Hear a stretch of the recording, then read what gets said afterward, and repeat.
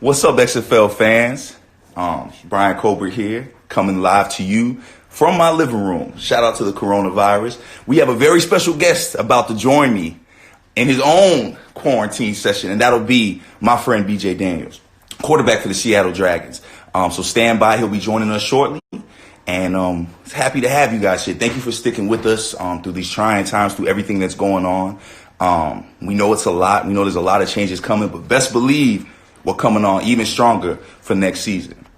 Let me see, get my request going with him.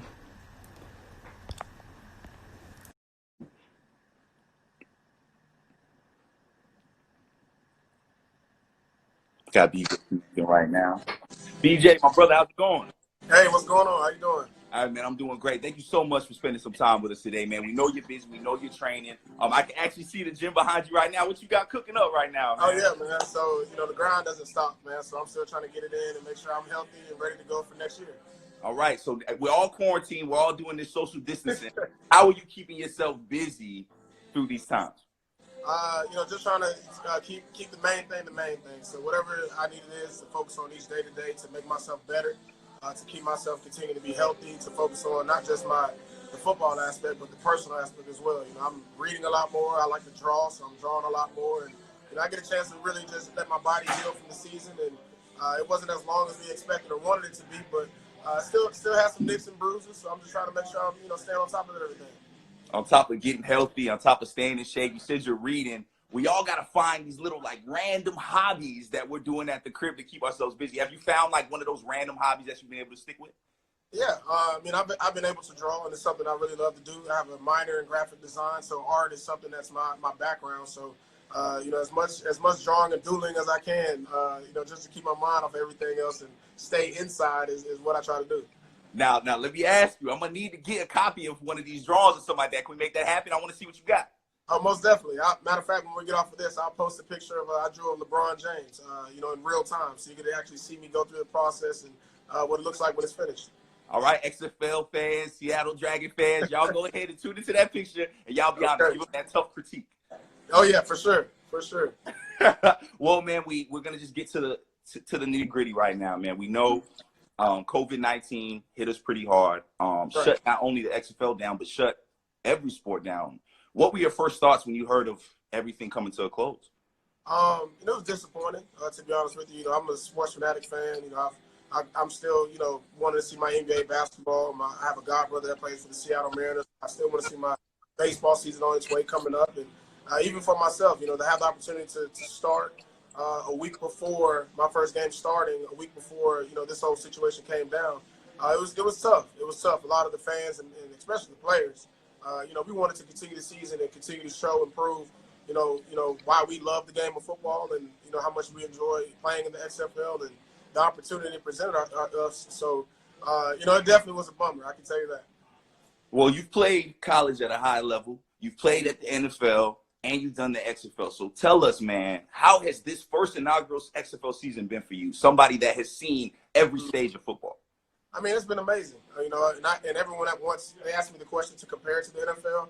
It's a top-notch program. It is the top of the top. So, I've had the opportunity to be a part of, 6 NFL teams, 3 Super Bowls. I won one with Seattle. But to have this opportunity with the XFL and how professional things are, it's so cool to come off the field and, you get those live in-game interviews, right in the heat of the moment. And I know that's what the fans love because it's been some interesting things said. It's been some interesting things said on the microphones with some of the guys and the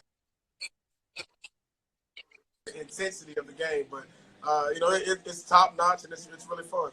Is there a moment, I know you're on the field, I know you're playing, but I'm sure you've tuned in and watched and seen on social media. Is there a moment from this season that sticks out to you the most? I don't know. I can't say a moment, but those sideline interviews, man, I just keep thinking about it. Like the number of guys that come off the field after making a great play or even if they make a not-so-great play, just to see how, some of these guys handle being that spotlight, that moment with such high intensity, is pretty cool. Well, I have a moment for you that I want to let's circle back and talk about a moment. Okay. All right, it's week 4.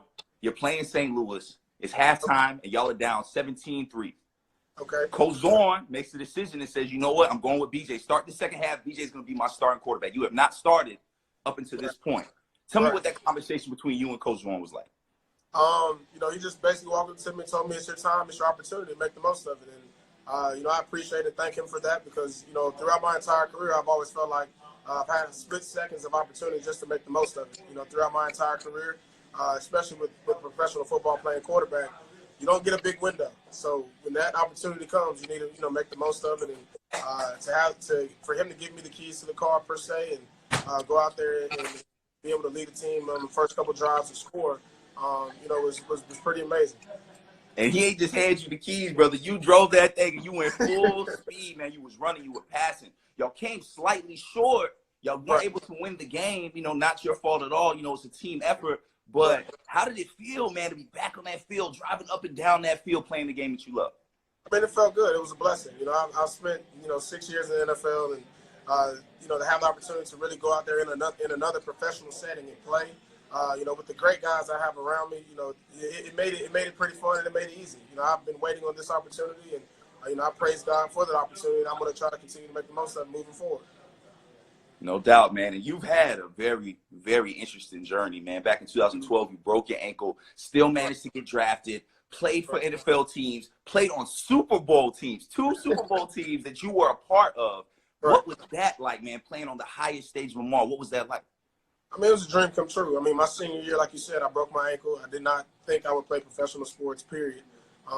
So to still get drafted by the San Francisco 49ers in the 7th round, Jim Harbaugh took a try to take a chance on me. And from that point on, things just continued to be a battle. But I've continued to, overcome those things with my faith base, my family. And, so it's been a crazy journey. It's been an amazing journey. And, I'm still thankful that at 30 years old, I still have the opportunity to do what I love to do. And, it's a dream come true.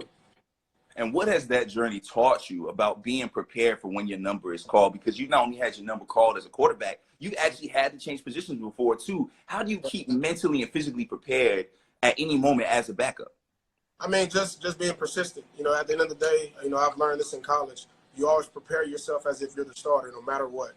Because, what you want to always do is prepare for the job that you want, not the one that you currently hold and have. So, just to continue to press forward and to believe in myself, to continue to work hard. And the story about me, basically, just perseverance. When things don't go right and go the opposite way, you got to continue to just stay focused, continue to work hard. And, I think for anybody who's watching this live now, just continue to follow your dreams. Whatever it is that you want to do, you never know when those things can, come to life. And, like I said, I turned 30 years old the other day, been a part of all the Super Bowls and all those things. But I started in the XFL for my first professional football game, and that's a blessing. And I feel like with that, you'll probably always have a special bond with the XFL. And this is completely different. This was our very first season. Tell us what it was like coming in. You guys had the draft. Y'all had a separate training camp. It's very different than what we're used to. Tell us about that. Give us your experience with, starting this season off. Yeah, so everyone went down to Houston. We all had a collective training camp with all the 8 teams, and to have an opportunity to not just beat up on each other every day. We had a chance to go against St. Louis or go against Tampa or go against DC. So it was that training camp to me was different, unlike any other, because you had an opportunity to play against somebody else, and it was fun. That's what's up, man. That's what's up. Y'all look like y'all had a really, really good time, man. Y'all in Seattle right now, right? Is that where you at right now? Excuse me? Are you out in Seattle right now? No, so I'm back home now. I'm in Tallahassee, Florida. I'm here at Titus Sports Academy. It's one of the gyms that I train and work out at. It's actually one of the gyms where I started my quarterback training company called QB1. So, I'm here now and back home enjoying some family time and, still trying to, any information that I receive from Coach Zorn or this entire season, I'm trying to pass it down to the high school and college athletes as well so they can be ahead of the game when, their time comes. And we love what you're doing with that QB camp, man. I definitely want to talk to you about that. But I have to ask one question real quick, man, because I'm pretty jealous. I see people in the comments are jealous, too. How do you have a gym open? All gyms have been shut down, man. How did you find a way to find yourself into a gym? Because the rest of us do house workouts and burpees and stuff. Well, it is privately owned, and it's not open to the public. So, therefore, even in times like this, because I'm a partner in it, I'm able to, do some things. so you kind of work there, so they kind of just gave you the keys to let you be in there. For sure, for sure. Because I see people walking out in the background, brother. Hey, man, just be careful and be safe out there. They waiting on me. Oh, they waiting on you? Okay, so are you actually running like a training program right now? Or are you doing something right now? So when we're done with this, I'll get to working out, and we'll be able to, talk to some of these kids and talk to them about, the game and fundamentals and footwork and different things like that. Okay, so have you had to do, or had your players do any in-home workouts because of this? Like, did y'all shut down at all? Yeah, I mean, some of the guys I've talked to, like Farrell, our running back, and we try to do things at home. We try to stay abreast upon our bodies and what it is that we need to do. We definitely took some time to rest. To get back healthy and take some family time. But it doesn't stop. I think most people need to understand, especially as a younger athlete, football is year round. You just don't work out during the season. You have to really continue to prepare your body and your mind. Because the game is forever changing. And as you can see, there's an NFL draft every year. Guys are getting bigger, faster, and stronger. So you have to stay on top of your game. All right, now I'm going to put you on the spot now because you got the gym behind you. You're training young athletes. But there's a lot of us at home that can't leave the house, man. There's a lot of us that can't get into the gym. So give me, if not just one, in-home workout that I can do, that we can do as a collective XFL family to keep our bodies right. Because summer coming now. We're going to be shirts off in a second. We got to look good. Gotta get Can you give me a workout? Yeah, got to get your summer body right, man. It's still going to come. Exactly. But the biggest thing I tell a lot of people is if you're going to be at home the majority of the time, you have to eat right. You just can't eat whatever you want to eat. That's the biggest thing that I think people struggle with, first and foremost. You don't have to work out every day. You don't have to lift weights every day, but some sort of cardio, some sort of ab workout, and some sort of leg workout. If you can do cardio and eat right, I mean, your body will change tremendously without even having to do, the big heavy weights and all the squats and all those type of things. So, more so than anything else, people just need to continue to find the motivation because you don't need a gym. Don't need a gym, man. Y'all heard that from BJ, the athletes stuff. But we don't want to keep the kids waiting, man, because I love the kids, I got one more question for you, brother. What can we expect from BJ Daniels in the future? We talked about your past, we talked about your present. What can we expect from you in the future, brother? Just me to continue to get better. I'm looking forward to another year, another season. A lot of guys were so excited, when the season came and we had an opportunity to play and, go to different cities, go to different stadiums, and just the atmosphere that they continue to bring. So for me personally, I'm excited. I'm looking forward to next year. It's the first opportunity I have to really, you take the keys to the car and whip around the block a little bit. So, I'm excited. I'm thankful. And you just expect me to be a competitor. That's what I am. Hey, DJ, I expect nothing less. We appreciate your time, brother. Thank you so much for taking a pause in your workout to talk to us, to talk to the XFL family. Man, we've enjoyed watching you play, brother, man. I've enjoyed speaking to you right now. I'm sure we'll have plenty of conversations in the future, man. I look forward to seeing what you got cooking up. Thank you again, brother. No doubt, man. I appreciate it. Thank you. And for the love of football, go Dragons. Hey, for the love of football, God bless you, man. Hey, and stay safe, man. Put a mask on. I got you. All right, man. All right. Peace out, bro. Peace out, XFL fan. All right, brother.